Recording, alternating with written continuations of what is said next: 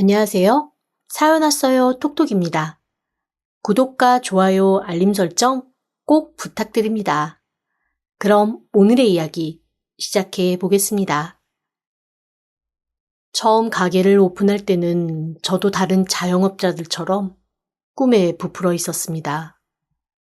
사실 요리도 별로 자신이 없고 베이킹이나 그런 것도 잘하는 편은 아니어서 음식 장사는 애초에 생각도 하지 않았습니다. 그렇다고 남들처럼 안목이 높거나 패션에 대한 감각이 있는 것도 아니라 옷이나 신발, 소품, 이런 가게도 제가 하기는 어려운 거였죠. 다만 제가 자신 있는 건 맛있는 과일을 고를 줄 안다는 거였습니다. 과일을 보면 이게 맛있구나 아니구나를 살짝 본능처럼 안다고나 할까요? 뭔가 초능력처럼 그 과일을 보면 맛이 그려지곤 하거든요. 어렸을 때부터 그래서 사실 주변 어르신들이 많이 신기해하시기도 했습니다. 오죽하면 천방지축 놀고 있으면 아주머니들이 저를 슬그머니 불러서 어떤 과일을 살까 물어보시고 제가 골라준 과일을 들고 가셨으니까요. 잘하는 거 아무것도 없이 그저 평범하고 무난하기만 한 제가 유일하게 잘하는 건 그저 과일 고르는 거 하나뿐이었습니다. 그래서 꿈도 희망도 하고 싶은 일도 딱히 없이 뭐 먹고 살지를 고민하다 선택한 것이 과일 장사였습니다. 처음에는 자신이 있었어요. 어렸을 때부터 그 무엇도 칭찬 못 받았던 제가 유일하게 칭찬받았던 것이 과일 고르는 거였고 은근히 과일에 대한 자부심도 있었으니까요. 그런데 제가 미처 생각하지 못했던 것이 하나 있었습니다. 어렸을 때 제가 골라서 먹던 과일은 사실 몇 개 안 되더라고요. 봄이면 딸기, 여름이면 수박과 참외, 머루포도나 거봉, 복숭아, 자두 정도이고 가을이면 사과, 배, 겨울이면 귤이 전부였는데 세월이 지나면서 과일 종류가 정말 많이 늘어버린 겁니다. 가끔 손님들이 와서 뭔가 찾을 때 그게 뭐예요? 라고 되묻는 경우가 생기고 제가 잘 아는 과일 중에서도 종류가 나뉘면서 품종이 다양하더니 이건 아는 게 아는 것이 아니게 되어버렸습니다. 좌절이 되더라고요. 당연히 가게는 점점 쇠락해 가기 시작했습니다. 자신이 없으니 제가 잘 아는 과일만 가져오게 되고 점점 사람들이 그다지 반가워하지 않았습니다. 다양한 과일이 먹고 싶은데 저희 집에 오면 정말 시골 전빵처럼 사과배, 수막, 참외 이런 평범한 것들만 있으니까 더 이상 저희 집을 찾지 않더라고요. 결국 과일 가게도 점점 쇠락하게 되었죠. 파는 게 즐거워야 자꾸 도매시장에 나가 신선하고 좋은 과일을 채워 넣을 텐데 도통 그게 즐겁지가 않으니 있는 과일도 상태가 좋지 않게 되고 악순환이 계속되었습니다. 결국 월세까지 못 낼 지경으로 상황은 악화되었죠. 가게 문을 여는 것보다 닫는 것이 더 낫겠다 싶은 시기까지 오자 정말 모든 이욕이 바닥을 쳤습니다. 마지막으로 남은 과일을 다 모으니까 딱 2박스가 나오더라고요. 그냥 이것만 헐값에 팔고 판돈으로 받아나가서 생을 마감할까 말까 하는 쓸데없는 생각을 하며 멍하게 밖을 보고 있는데 제 눈앞으로 아주 초라한 남자 하나가 천천히 걸어가는 게 보였습니다. 머리는 희끗희끗하고 옷은 누덕누덕 하더라고요. 사실 처음에는 그러거나 말거나 제 생각이 너무 많아서 앞에 걸어가는 사람을 바라보지도 못했죠. 그가 제게 다가와서 말을 걸 때까지는 말입니다. 저기 죄송한데 그 과일 중에 하나 뭐 고른 거 버리실 거 있으면 저 하나만 주시면 안 됩니까? 순간 짜증이 확 올라왔습니다. 안 그래도 장사를 접으려던 참이기는 했지만 마지막까지 이런 사람이 와서 공짜로 뭘 달라고 하는 건 정말 재수가 없어도 너무 없는 거잖아요. 저도 모르게 한숨을 깊게 쉬고 가만히 그 사람을 봤는데 뭐랄까 순간 제 짜증이 훅 들어갈 만큼 그 눈이 공허하고 깊게 느껴지더라고요. 그냥 정신줄을 놓고 대충 험하게 사는 사람이 아니라 진짜 뭐가 많이 힘들고 괴로운 걸 겪고 어느 정도 다 자신의 손에서 놓은 듯한 그런 사람의 눈이랄까요? 문득 그 사람을 보자 일찍 돌아가신 제 아버지가 떠올랐습니다. 아버지 연배도 아니고 오히려 저와 더 엇비슷한 나이의 사람이었음에도 그 고단한 모습에서 아버지가 겹쳐지더라고요. 저희 아빠 가슴에 큰 한을 품고 돌아가셨거든요. 어린 시절 제가 칭찬에 목말랐던 이유 중 하나는 아버지 때문이기도 했습니다. 뭘 해도 기뻐하지 않았던 아버지, 칭찬에 인색했던 아버지가 유일하게 저를 보며 파한대소 기뻐하셨던 건 제가 맛있는 과일을 골라드렸을 때뿐이었거든요. 그때만큼은 아버지가 저를 자랑스러워하며 이렇게 말씀하셨습니다. 역시 가수원집 손녀딸이네. 돌아가신 내 할머니 할아버지가 보셨으면 아주 좋아하셨을 거야. 물론 그 끝에는 늘 씁쓸하게 이어지는 한마디가 있었죠. 바로 네 오빠가 있었다면, 그놈이 있었으면 이라는 말이었습니다. 사실 그 말은 제 칭찬 끝에만 붙는 말이 아니었습니다. 아버지의 거의 모든 말에 다 붙는 말이었죠.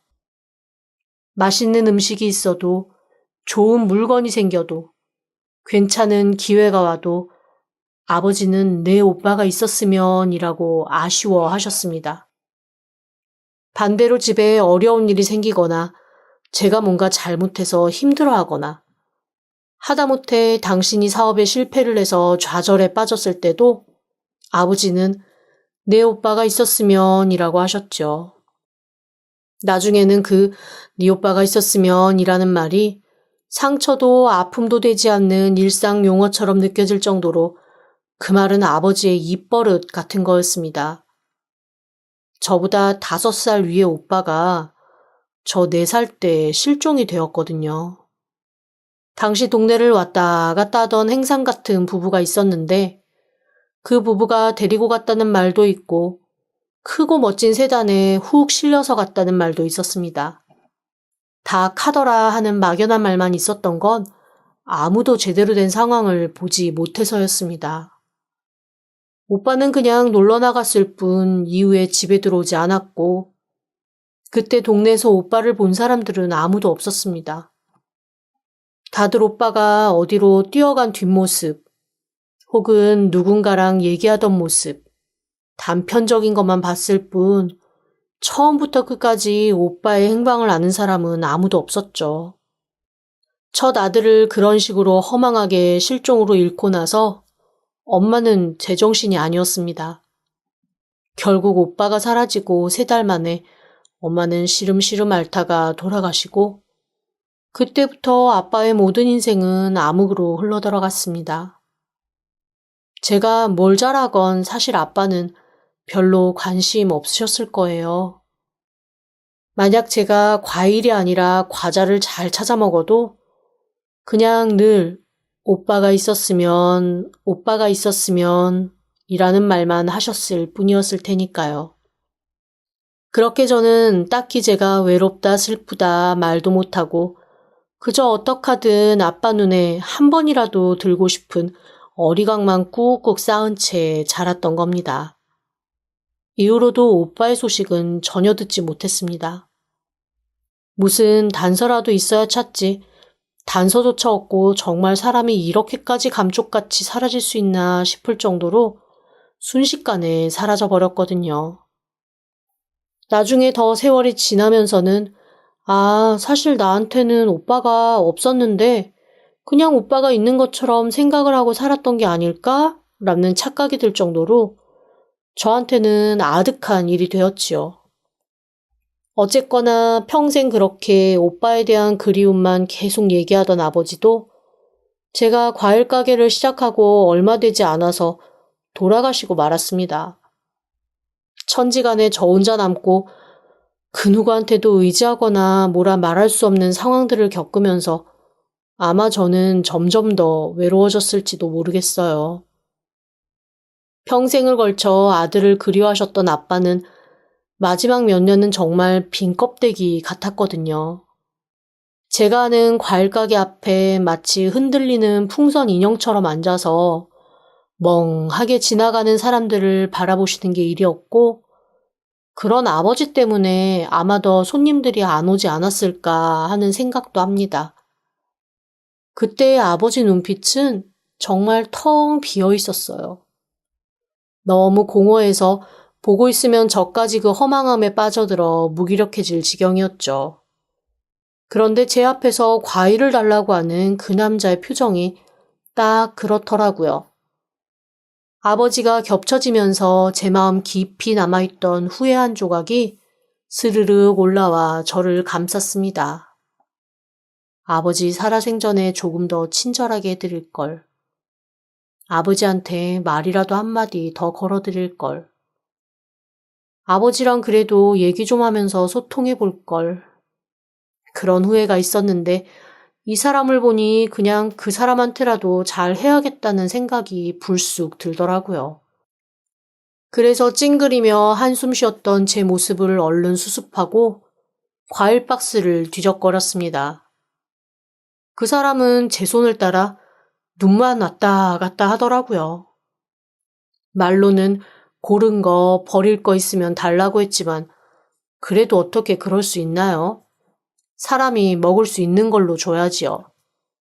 어차피 장사도 접으려 했고 이 과일 안 팔리면 그냥 제가 다 가지고 가 혼자 우걱우걱 먹으려 했는데 마지막에 좋은 일 한번 하자 싶은 마음이었습니다. 그래서 사놓고 한 번도 쓰지 못한 멋진 과일 바구니용 바구니에 과일을 수북하게 담았죠. 괜시리 마지막이라 생각하니 리본도 하나 달고 싶더라고요. 그래서 과일 바구니를 진짜 풍성하게 꾸려서 리본까지 딱 달고 그걸 그대로 큰 비닐봉투에 넣어 전해드렸습니다. 그분이 깜짝 놀라 바구니와 저를 번갈아 보시길래 슬쩍 민망해서 이렇게 얘기했습니다. 아, 어차피 오늘까지 하고 가게 정리하려 했거든요. 과일 팔아도 그만 안 팔아도 그만인 상태여서 마지막이다 생각하고 그냥 드릴게요. 이거 맛은 다 있을 거예요. 제가 다른 건 몰라도 과일은 진짜 잘 고르는데 가져가서 드시면 몇 끼는 드실 수 있을 거예요. 바나나 같은 건 식사 대용으로 든든하기도 하고. 그러자 그 노숙자가 바구니를 가만히 바라보면서 저한테 물어보더라고요. 과일 잘 고른다면서 왜 그만해요? 아, 그게 잘 고르는 거랑 장사를 잘하는 건 다른 얘기더라고요. 그래서 그냥 그만하려고요. 다른 거 뭐 하게요? 아니요, 아직 생각 안 해봤어요. 사실 이때부터는 좀 마음이 이상했습니다.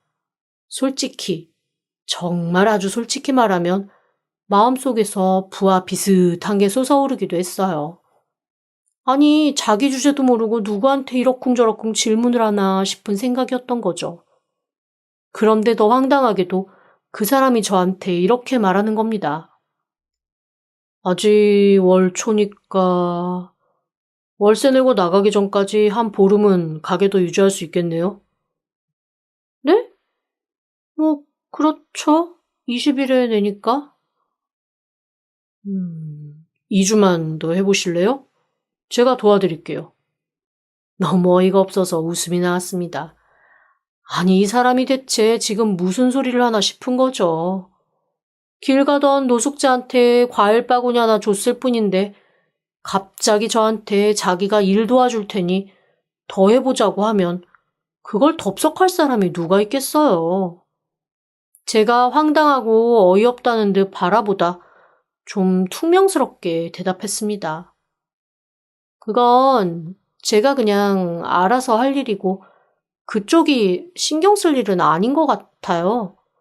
과일은 가지고 가시고 저 가게 문 이제 닫을 거니까 살펴가세요. 내일 새벽 5시에 가게 앞에서 봐요. 기다릴게요. 에? 저기요! 저기요! 노숙자는 제가 만들어준 과일 바구니를 뒤적이다 딱 과일 2개만 골라들고 사라지면서 제게 다음날 보자고 하더라고요. 그런데 그 와중에도 제가 좀 어이가 없었던 건 골라낸 과일 2개가 제일 비싸고 맛있는 거였다는 거죠. 보는 눈이 아주 없지는 않은 건지 아니면 우연인 것인지 몰라도 사람들이 잘 모를 뿐 그 2개가 지금 제일 맛있는 과일인데 그걸 딱 골라서 가져가더라고요. 사실 제가 과일 가게를 하면서 가장 좌절을 느꼈던 것이 기껏 맛있고 좋은 기본 과일을 가져다 놓았는데 사람들이 유행 따라 유명하지만 맛도 별로 없고 달기만 한 그런 걸 더 선호하면서 찾을 때였거든요. 과일이라는 건 고유의 맛이 살아있으면서 달기도 하지만 새콤하거나 향그럽거나 한 각자의 특징이 있어야 맛있는 건데 요즘 사람들은 그저 달면 맛있다고 하니까요. 그런데 어이없게도 제가 늘 속상하고 남들이 알아주지 못해 힘들어했던 그걸 그 노숙자가 알아차려준 그런 느낌이랄까요? 기분이 묘했습니다. 결국 제일 핵심 과일 2개만 빠진 과일 바구니는 제가 터덜터덜 가지고 집으로 돌아오고 말았습니다. 집에 앉아 남은 과일을 우적우적 먹고 있는데 네, 자꾸만 그 사람이 새벽에 나오라고 했던 말이 생각이 나더라고요. 밤새 이래저래 잠을 뒤척이다 살핏 잠이 들었다 눈을 번쩍 떴는데 하필 새벽 4시 반인 겁니다. 그러니 어쩌겠어요. 잠시 고민하다 에라 모르겠다 하고 그냥 나가버렸죠. 그런데 정말 가게 앞으로 나갔더니 전날에 그 노숙자가 어슬렁어슬렁 그 앞에서 서성이고 있더라고요. 그런데 전날 봤던 것처럼 그렇게 구질구질하고 초라한 모습은 아니었습니다. 뭔가 화려하진 않지만 그래도 어느 정도 정돈된 모습으로 나타났더라고요. 주변을 두리번거리다가 제가 쭈뼛거리며 걸어오는 걸 보더니 그 사람이 씩 웃었습니다. 그리고 저한테 나올 줄 알았다고 기다렸다고 얘기를 하더라고요. 저도 대체 이게 무슨 일인가 싶었죠. 난생 처음 보는 사람, 그것도 가게 앞에서 썩어가는 과일 하나만 달라 그랬던 사람을 뭘 믿고서 제가 이렇게까지 나와서 새벽 시장을 같이 가려고 하는 건지. 내가 뭐에 단단히 씌었구나 싶은 생각이 들었는데 지금 생각해보면 그때 저는 어떻게 되든 상관없다라는 약간 자포자기의 마음이 더 강했던 것 같습니다. 어차피 다른 거에도 크게 미련이 없고 그다지 무서울 것도 아쉬울 것도 없는 상황에서 이 사람이 나를 데리고 어디 이상한 데를 간들 내가 그게 뭔 소용이겠나 싶은 그런 마음이었던 거죠. 어떻게 보면 위험한 마음이지만 그냥 그때는 그랬습니다. 하지만 다소 안일했던 저의 생각은 새벽 시장에 가자마자 완전히 산산조각이 나고 말았습니다. 아니, 무슨 물 만난 고기처럼 새벽 시장을 저보다 더 이리저리 파고들면서 과일들을 귀신같이 쏙쏙 골라내는 거예요. 그래도 꽤 경력이 오랜 저도 고민하고 골라 담는 그 과일들을 그렇게 담아내는 걸 보고 저는 그제야 이 사람이 대체 누굴까라는 궁금증이 들었습니다. 그렇게 과일을 툭툭 담아내던 그가 저를 보더니 씩 웃으면서 이렇게 얘기하더라고요. 뭐 이 정도 가지고 놀라면 내가 좀 서운한데? 일단 가게로 가죠. 제가 새로운 걸 알려드릴게요. 대체 무슨 새로운 걸 알려주겠다는 건지 알 수는 없었지만 평소보다 2배는 되는 과일을 사들고 오면서 저는 살짝 정신이 없었습니다. 왜냐하면 이 과일을 언제 다 팔지라는 생각과 함께 내가 이 남자한테 홀렸나? 어제까지만 해도 장사 접겠다고 싹 다 정리하던 차에 갑자기 첫 장사하는 것 마냥 이렇게 과일을 사서 갖고 오다니 이건 대체 무슨 미친 짓인가라는 생각이 드는 거였죠. 그런데도 놀라운 건 오자마자 그 남자가 과일을 자기 나름의 기준에 따라 마구 골라 담기 시작했다는 겁니다. 이때까지 저는 과일을 사람들이 훤하게 보고 고르고 직접 느끼면서 사야 한다고 생각했거든요. 그런데 일부 과일을 까만 봉지로 꽁꽁 싸놓고 행운의 과일이라는 쪽지 하나씩 딱 붙여서 그냥 앞에다가 내놓는 거예요. 그리고 일괄로 가격을 딱 붙여버리더라고요. 그래서 제가 아니 저런 걸 대체 누가 산담? 이라고 생각을 하며 속으로 의아해했는데 제 그런 마음을 읽기라도 한 듯 그 사람이 저한테 이렇게 얘기했습니다. 사람들이 합리성 있는 것보다 더 못 참는 건 호기심이거든요. 아마 꽤 잘 팔릴걸요? 처음에는 믿지 않았어요. 그런데 정말 놀랍게도 그의 말대로 사람들이 그걸 재미있어 하면서 사가더라고요. 저 오전에 그렇게 과일을 많이 팔아본 적이 없었는데 그가 만든 그 20개의 무슨 과일이 들었는지도 모를 꾸러미는 오전에 이미 다 팔려버리고 말았습니다. 그다지 금액이 비싸지도 않긴 했지만 정말로 사람들이 이건 뭐예요? 라고 물어보면서 호기심을 보이더라고요.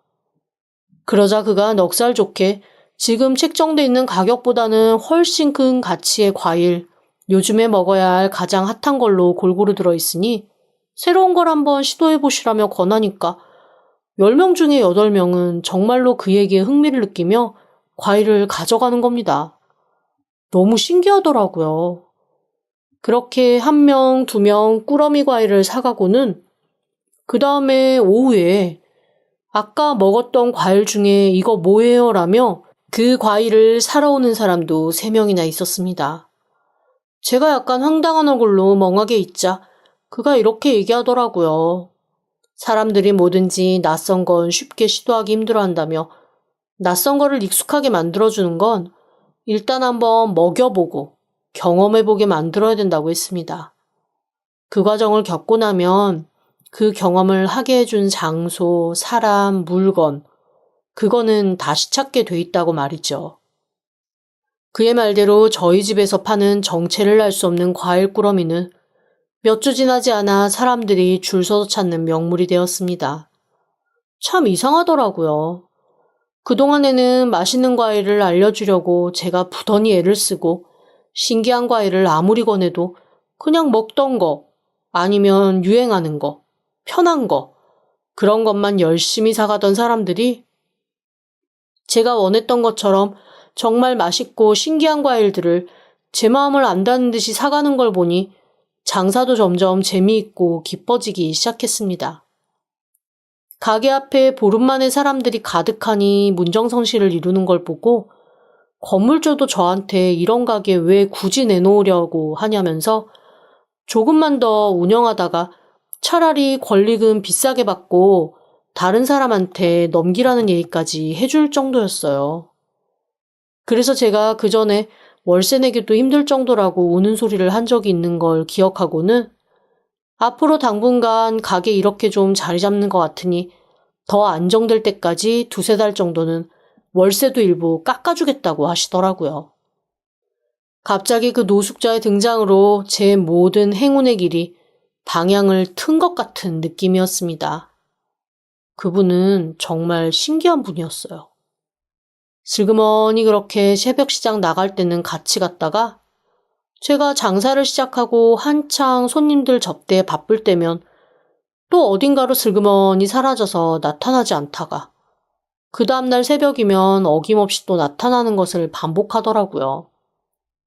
대체 정체도 모르겠고 1달 반이 지나도록 저 솔직히 그 사람한테 이름도 물어보지 못했습니다. 몇 번 이름을 물어봤는데 그때마다 그냥 쓰게 웃으면서 그냥 아무개라고 부르라고 하는데 어떻게 사람을 아무개라고 불러요. 그래서 제가 그냥 세상 천지에 흔한 게 김씨, 씨, 박씨, 최씨니까 그 성 중에 하나 고르랬더니 이씨 고르시길래 그냥 이 선생님이라고 부르기로 했습니다.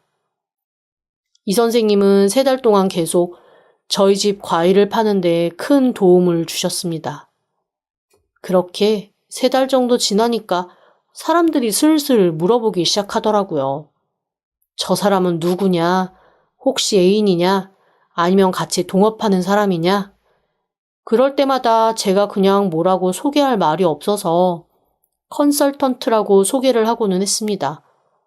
제 생각으로는 정말 그분이 저한테는 컨설턴트였으니까요. 그런데 사람들한테 그렇게 소개를 하고 사람들의 질문에 대답을 하면 할수록 오히려 그 사람에 대한 궁금증이 커지는 건 저 자신이었죠. 그래서 한 번은 정말 작심하고 물어보고 싶어서 함께 저녁을 먹자고 권했습니다. 처음에는 망설이던 그가 제가 이 정도까지 같이 일을 하고 제가 월급을 드린다 그래도 받지 않으시는데 제가 밥 정도는 사게 해달라고 하니까 그제야 오케이를 하시더라고요. 그렇게 저녁 식사 시간은 그 이후에 간단한 술자리로 이어졌고 술자리는 2차, 3차까지 계속 이어졌습니다. 그러면서 살짝 알코올 기운이 돌자 그분이 슬슬 그제야 자기 얘기를 하시더라고요. 꽤 어렸을 때 해외로 입양을 가셨대요. 태어나자마자 한 1년 정도 지났을 때 입양을 갔는데 그 입양 간 집 양부모님이 굉장히 좋은 분들이셨다고 했습니다. 미국 동부에 15개 정도 지점이 있는 슈퍼마켓 체인을 운영하는 집이어서 꽤 부유하기도 했고요.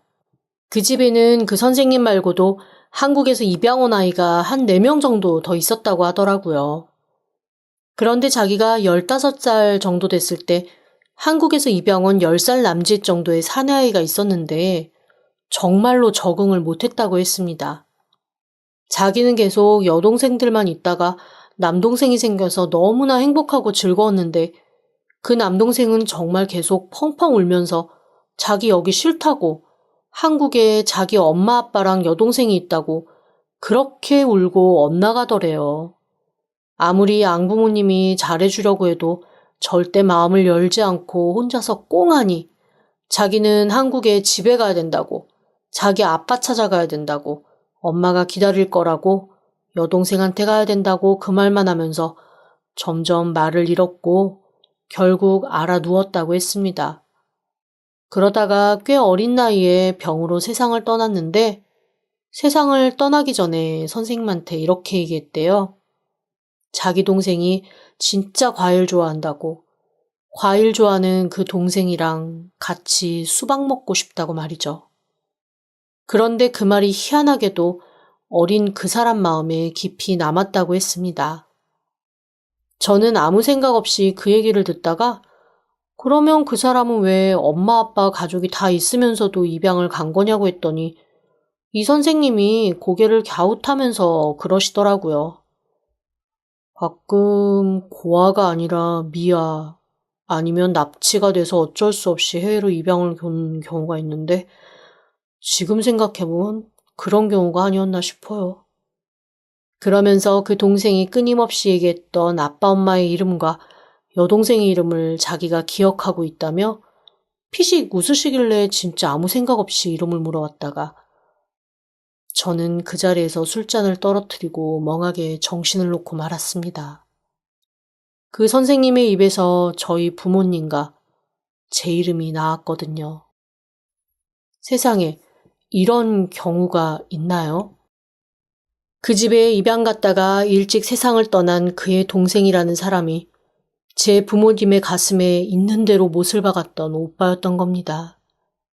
제가 술잔을 떨어뜨려 깨고 주체 못할 눈물을 흘리며 펑펑 울자 그 선생님이 당황하며 저한테 왜 그러냐고 자기가 무슨 잘못했냐고 계속 물어보시더라고요. 그래서 제가 잘못한 거 없으시다고. 그런데 말씀하신 그 사람이 우리 엄마 아빠가 돌아가실 때까지 그리워했던 내 친오빠인 것 같다고 말씀을 드렸죠. 그랬더니 그분도 너무나 황당하다는 듯이 저를 빤히 쳐다보시더라고요. 둘 다 술이 확 깨는 느낌이었습니다. 그렇게 정신을 바짝 차린 저희들이 나눈 이야기를 통해 저는 그분의 동생으로 들어갔던 사람이 제 친오빠가 맞다는 걸 확신할 수 있었습니다. 그래서 제가 그러면 혹시 그 과일 좋아하는 여동생과 수박이 먹고 싶다는 말 때문에 저희 과일 가게 앞에 서 계셨던 거냐고 물어보니까 그분이 그렇다고 고개를 끄덕이더라고요. 갑자기 눈물이 펑펑 더 쏟아지면서 제 기억 속에 묻어뒀었던 오빠가 생각이 났습니다. 그립기도 하고 어이없기도 하고 이런 식으로 오빠의 소식을 알게 된 게 당황스럽기도 하고 정말 여러 가지 감정이 뒤엉키더라고요. 그거는 그 선생님도 마찬가지신 듯 했습니다. 제가 울음을 멈추자 그분이 저한테 악수를 청하듯 손을 내밀면서 이렇게 말씀하셨습니다. 내 이름은 매튜예요. 그런데 한국에서 내가 기억하는 이름은 승수. 그냥 승수라고 불러요. 그날부터 저는 그분을 이 선생님이 아닌 그냥 승수 오빠라고 부르기로 했습니다. 그동안 미국에서 물려받은 가업을 한창 잘 운영하다가 번아웃에 빠진 후 그거를 극복하기가 어려워 여기저기 돌아다니며 노숙자처럼 여행을 하는 중이었다고 하더라고요. 그러다 한국에 왔는데 오랜 시간 잊고 지냈던 저희 오빠, 즉 그 남동생이 자꾸 생각나 마음이 괴로웠던 터에 제가 과일 박스를 바리바리 놓고 앉아있는 걸 보고 그냥 괜시리 죽은 동생인 제 오빠가 생각나서 마음이 쓰였다고 하셨습니다. 마침 그분이 머무는 숙소도 저희 집과 가게에서 그다지 멀지 않은 곳이어서 저희는 가게에서도 내내 함께 있고 끝난 후에도 종종 저녁을 먹으며 이런저런 이야기를 나누었습니다. 저한테는 희미한 오빠에 대한 이야기를 그래도 조금 들을 수 있어서 속으로나마 돌아가신 엄마 아빠에게 전해줄 수 있었고 그분은 미처 알지 못했던 한국에서 살던 시절의 오빠 이야기를 들을 수 있어서 좋다고 하시더라고요. 그렇게 또 몇 달이 지났습니다. 그 몇 달 동안 저랑 승수 오빠는 참 많이 가까워졌습니다. 저희 둘 사이를 처음 이어준 건 죽은 그의 동생이자 제 친오빠인 그였고 이후에는 과일이었고 더 시간이 지난 후에는 서로가 서로의 관심이 되었지요. 하지만 저도 그도 선뜻 서로에게 확 다가가지는 못했습니다. 뭔가 저희를 처음에 급속도로 친하게 만들었던 제 친오빠와의 관계가 정작 저희 관계를 깊게 만드는 데는 걸림돌이 된 느낌이랄까요. 그리고 그도 언제까지 본업을 두고 한국에서 저와 과일 가게를 할 수는 없는 노릇이었고요. 어차피 이뤄지지 않을 마음이라고 서로 생각해서 그랬는지 애둘러서 애써 서로가 피하는 걸 각자 느끼면서도 굳이 말하지 않는 기묘하면서도 슬픈 시간이 흐르고 그가 미국으로 돌아가야 하는 시기가 왔습니다. 며칠 전부터 승수 오빠는 담담하게 저한테 유통이나 마케팅 쪽에서 힘든 일이 있으면 꼭 연락하라고 이메일과 연락처를 알려주고 절대 혼자 끙끙 앓지 말라고 신신당부를 하더라고요. 저는 그냥 그런 그의 말에 고개를 끄덕이기만 할 뿐이었습니다. 원래 어렸을 때부터 잘하는 거 없고 그래서 늘 내가 하는 판단에 자신이 없고 우유부단한 성격인 제가 선택한 건 고개 끄덕이기 뿐이었던 거죠. 하지만 마음이 정말 어렵고 복잡하더라고요. 우유부단한 대신 미련이나 아쉬움도 없는 편이라 이런 일로 마음이 복잡하지는 않는데 참 이상하더라고요. 그렇게 시간이 계속 흐르고 그의 출국날이 일주일 남았을 때의 일입니다. 여느 때처럼 과일 가게에서 정신없이 손님들을 맞이하다가 저도 모르게 승수 오빠를 부르며 뭘 도와달라고 하더라고요. 그런데 그는 없었거든요. 출국 준비하면서 이런저런 볼 일이 있어 며칠째 새벽 시장도 저 혼자 다녀오던 참이었고 사실 그가 있던 시기보다 없이 장사하던 시기가 더 길었음에도 제 곁에 그가 있는 게 너무 당연해진 거였죠. 그 순간 머릿속을 쾅 망치가 깨는 것 같았습니다.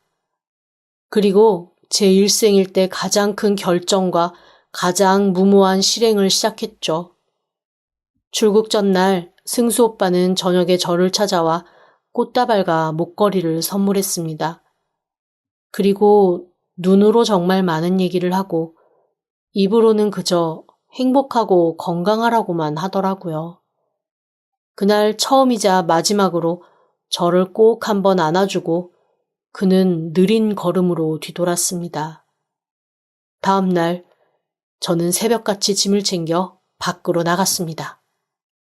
지난 일주일 동안 진짜 정신이 하나도 없었고 밤도 꼴딱 샜지만 정신은 더할 나위 없이 맑았습니다.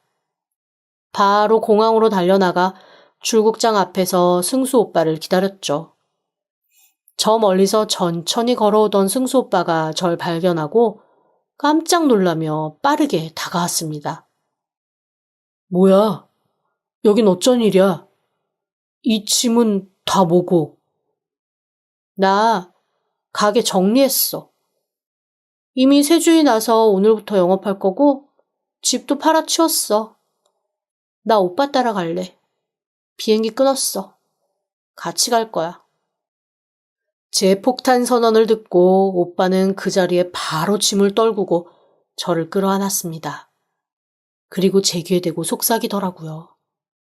네 표 취소해. 나 네 티켓까지 샀어. 차마 전해주지 못했는데 지금 나한테 있거든? 같이 가자. 정말 다행이죠? 저 혼자 생각이 아닌 그도 같은 생각을 했다는 것이. 그렇게 저희는 함께 미국에서 새 인생을 살기로 했습니다. 제대로 잘하는 것 없고 늘 우유부단했던 제 인생에서 제가 처음으로 확고한 판단을 내린 사랑의 선택. 저 잘한 거겠죠? 지금까지 들어주셔서 감사합니다. 구독과 좋아요, 알림 설정은 사연 왔어요 톡톡에게 큰 힘이 됩니다. 지금 바로 구독 부탁드립니다. 그럼 다음 사연으로 또 찾아오겠습니다.